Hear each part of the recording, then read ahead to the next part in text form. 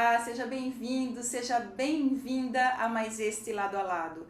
Sempre é tempo de nos entregarmos a novos conhecimentos e novos aprendizados. Prova disso é o engenheiro civil e professor de matemática Benito Begossi, que aos 85 anos vem agora se aventurando e se reinventando na cozinha. É com ele que eu converso no programa de hoje. Bem-vindo, professor Benito. Muito obrigado. Estou extremamente feliz de compartilhar este bate-papo e espero que eu possa convencer. Eu que estou assim muito feliz de recebê-lo aqui hoje, viu? Muito obrigado. E que história é essa de ir para a cozinha agora aos 85 anos? Uma maravilha. Com a pandemia, eu busquei esse lado. Primeiro, não sabia fritar um ovo. Segundo, comecei a ficar de ladinho da minha mulher. Falei, como é que faz um arroz? Como é que faz um tempero? Como é que faz isso, aquilo? E aí fui levantando todas as técnicas, criando as minhas técnicas, né? Olha só! E aí ela chegou e disse assim para mim, olha, eu vou passar a cozinha para você. E você se diverte. Então, o basicão você faz, deixa o resto para mim. Ah, a dona Renata foi esperta, hein? E ela não fica com ciúme das panelas dela? Ela adora, ela dá graças a Deus. Enquanto eu estou na cozinha, ela fica no celular, ó. Ah, verdade! Bisbilhotando. É, só no Google lá, né? E professor, quais são as suas especialidades agora na cozinha? Então, Mirna, depois que eu comecei a ter segurança naquilo que faço, aí eu parti para a cozinha italiana. Então passei para massas, passei para as caponatas, para as focaccias. Olha só! Então eu me divirto com isso, principalmente pela qualidade do resultado, que é excelente, né? Pelo menos para mim, eu adoro, não me enjoa, continua fazendo constantemente. Isso me toma o tempo e eu me sinto assim extremamente útil no trabalho doméstico junto com a minha amada, né? Olha que legal! E é lindo de ouvir esse junto com a minha amada, foi lindo, né, gente? É isso aí. Uma companheira que agora, 2 de fevereiro, 60 anos. 60 anos de casados. 2 de fevereiro. E a cozinha me mostrou muita busca em técnicas, busca em qualidade do alimento, etc. Mas e vira farra, né?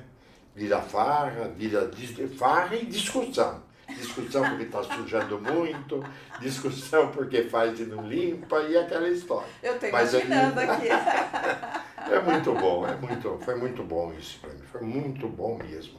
E o fato é que eu fico de 4 a 5 horas na cozinha numa boa. Olha. Só para você ter uma ideia, eu fiz um tomate seco no domingo. Entrei na cozinha, a Renata já tinha preparado todos os tomates, 4 quilos de tomate. Cortou pela metade, tirou toda a semente e disse, agora fica para você fazer. Durante 4 horas eu fiquei cuidando do meu tomate seco. Olha que eu vou aplicar isso em casa também, Romeu que se cuide. Ele vai gostar. Se ele pegar, faz, porque é muito simples. Não tem nada de complexidade na cozinha. E professor, uma curiosidade para depois a gente partir para falar um pouco do seu currículo, né, da sua história de vida. O senhor segue as receitas à risca ou vai incrementando no meio do caminho? Vou mudando, mudo constantemente o tipo de coisa para fazer, tá entendendo? Veja bem, eu comecei com uma caponata, exemplo, uma caponata no forno. Hoje eu já estou fazendo uma caponata de panela muito melhor do que a primeira. E assim eu vou fazendo, buscando novas experiências, né? Principalmente nesse tipo de culinária siciliana, que eu adoro. Que adora, né? Adoro. É, descendente de italiano. Sim. Então vamos lá. O professor Benito, deixa eu deixar claro aqui, foi meu professor nos idos dos anos 80, lá na Escola Leonor. Foram quantos anos de magistério, professor? 28. 28, na matemática só, matemática. né? Matemática e geometria. Matemática e geometria. Fala um pouco dessa missão que é ser professor e que você começou tão lá atrás, né? Então, eu entrei numa sala de aula em 1954, quando ainda fazia escola normal, para dar uma aula Uma aula foi numa fazenda perto de Itu, parece que é o Jacaré, uma coisa assim. E essa aula era numa classe de terceiro e quarto anos, tudo junto, meninos e meninas. Eu fui dar uma aula de geometria. E aí a professora chegou: Benito, você leva jeito para o magistério. Vai em cima disso. Aí ela me disse: procure uma faculdade. Não seja professor primário, porque professor primário é para mulher, não é para homem. Assim não. Eu falei: tudo bem, vamos lá. Aí eu fui a Campinas, fui fazer a faculdade de pedagogia, 4 anos dentro da faculdade, numa Campinas enorme em relação à cidade de Salto, deslumbrante pelo fato de eu estar fora da saia da mamãe, né? Porque eu era muito levado nas rédeas, né? Nas rédeas da mamãe. E aí fiquei 4 anos aprendendo as filosofias, as sociologias, as filosofias da educação, mas eu não tinha interesse por nada disso. O meu interesse era sair para uma vida melhor. Não fiz sem gostar. Bom, saí da faculdade, fui para licionar em Jundiaí. Em Jundiaí eu fiquei 8 ou 9 meses licionando. E como licionar? Outras matérias que ainda não era matemática, né? Como licionar? Aí eu falei: quer saber de uma coisa? Eu vou pegar os assuntos que eu vira, que eu tenho nas apostilas, desse assunto faço um resuminho, passo para os meus alunos. Foi a maior decepção. Eu fui bombardeado de tudo quanto é jeito, bombardeado por alunos que sabiam muito mais do que eu que estava fazendo. Então eu percebi: esse caminho não foi o ideal dentro da pedagogia, com essas matérias conforme eu disse para você. Aí, vim para Salto. Quando chegou em 1961, 62, eu comecei o namoro com Renata. E desse namoro foi para o casamento logo em 63. Nós namoramos muito pouco tempo. E aí, em 63, comecei a dar aula de trabalhos manuais no Paula Santos. Uma substituição ao professor que passou para a direção. Isso é o início do Paula Santos. Comecei a dar aula de trabalhos manuais. Eu fico imaginando o senhor dando aula de trabalhos manuais. E sabe onde? No galpão do Paula Santos. Então era mais bater papo com os alunos, etc. E tal. E eu trazia muita coisa da marcenaria para eles lá. Está entendendo? E era tão interessante. O professor falou da marcenaria, porque nós vamos falar ainda mais da marcenaria, mas o pai deles, seu Júlio, tinha uma marcenaria onde o senhor trabalhou junto muito tempo também, que a gente vai chegar lá, né? Sim. Então, e daí eu comecei no magistério aí com trabalhos manuais, depois apareceram aulas de desenho geométrico. Aí fui dando aula de desenho geométrico para o curso noturno do Paula Santos. E eu me encantei com desenho geométrico, eram aulas que eu me sentia bem, era bem recebido, era razoavelmente aceito, porque eu digo razoável, que quando se fala em geometria, um negócio complicado, mas aí eu desenvolvi a geometria plana, a geometria espacial. Então era um trabalho tão interessante que eu usava o livro que meu pai tinha de desenho geométrico do Liceu de Artes e Ofício. Tal era a riqueza das informações. E a matemática veio quando? Logo em seguida. A partir de 65, eu fui convidado para dar aula de matemática na escola artesanal. Aí foi o ponto culminante da minha carreira. Adorava dar aulas lá. Tive excelentes alunos, hoje todos muito bem sucedidos. Inclusive, só para você ter ideia, Pereira foi meu aluno lá. Professor Pereira, que foi meu professor no Paula Santos. Foi Que meu legal. Foi aluno lá na escola artesanal. E lá eu fiquei 3 anos dando aula de matemática. Aí passei, a partir de 65, 66, passei para o Paula Santos. Aí só fiquei no Paula Santos, dando aula de matemática. Período da manhã para o ginasial e período da noite para o ginasial. Nunca para o colegial, porque eu não tinha licenciatura plena para fazer isso aí. Mas foi fazer, né? Foi fazer. Foi fazer. Fui fazer e consegui. Em que cidade mesmo que o senhor foi fazer? Guaxupé. Guaxupé. Brilhante Guaxupé. Adorava ir para assistir essas aulas do fim de semana. Adorava. E eu fazia em Guaxupé e, durante o período da tarde, eu era assistente diretor do Toninho. O seu Toninho Ferrari. Isso, é isso aí mesmo. E depois foi para Leonor, né? Para a Escola Leonor. A Escola Leonor, quando eu adquiri a licenciatura plena de Guaxupé, aí fui para a Escola Leonor. Fui para a Escola Leonor pela lá.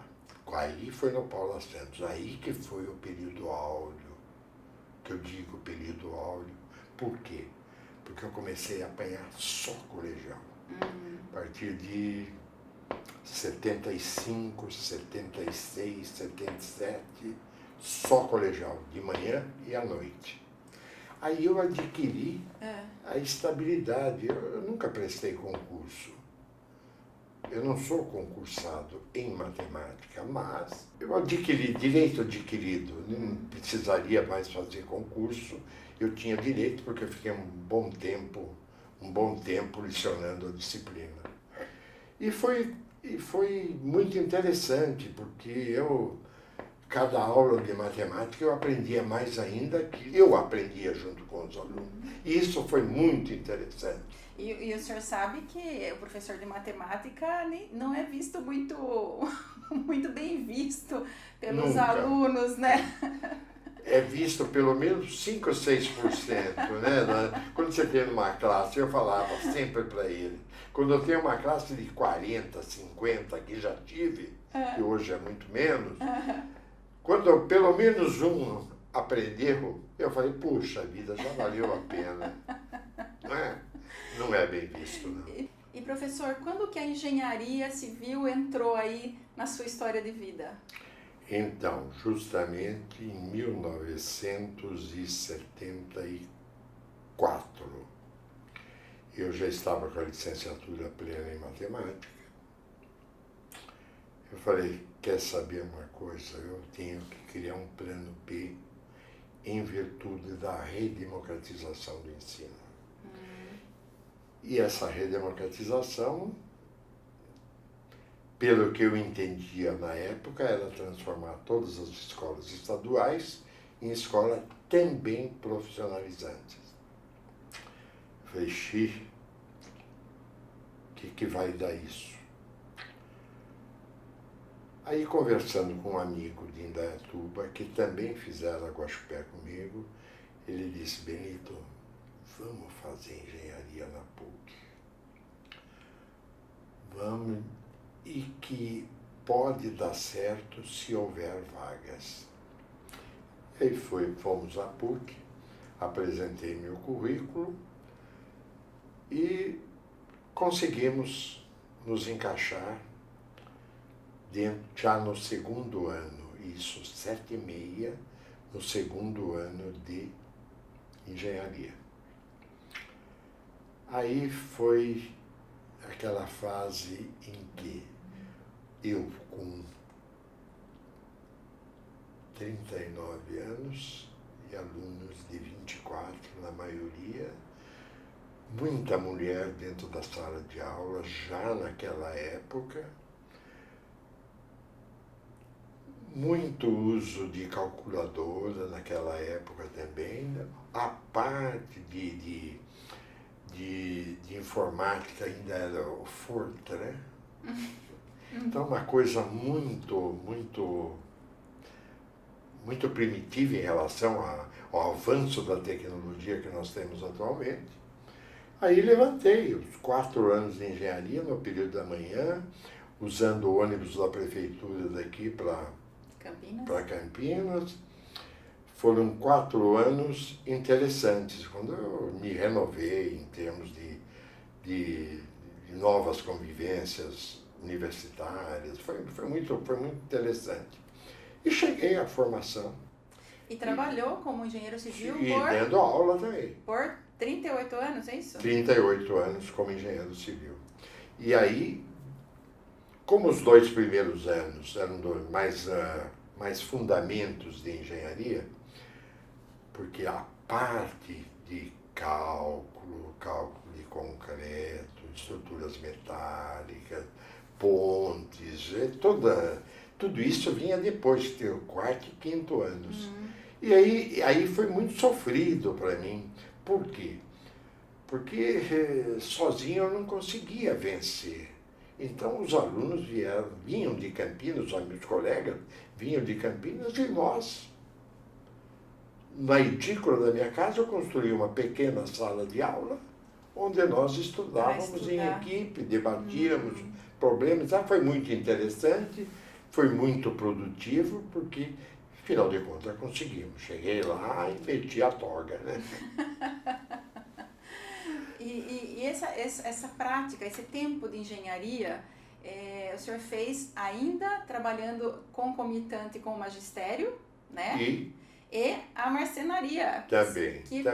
O senhor sempre esteve do lado do seu pai, seu Júlio, né? Sim, aí que começou a parte chata, né? Porque eu não podia estar à testa, né? Era muito pouco tempo e eu não gostava também de ficar lá.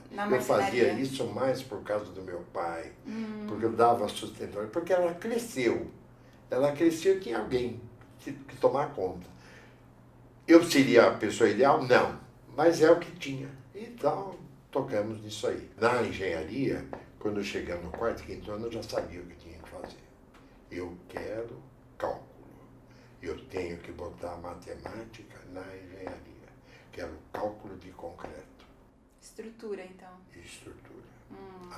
Cálculo estrutural, para mim, foi aquilo que me deu alento. Por quê? Quando eu saí da faculdade, você sabia calcular uma fundação, você sabia calcular um baldrame, você sabia calcular um pilar, você sabia calcular uma laje, você sabia entender como era o solo.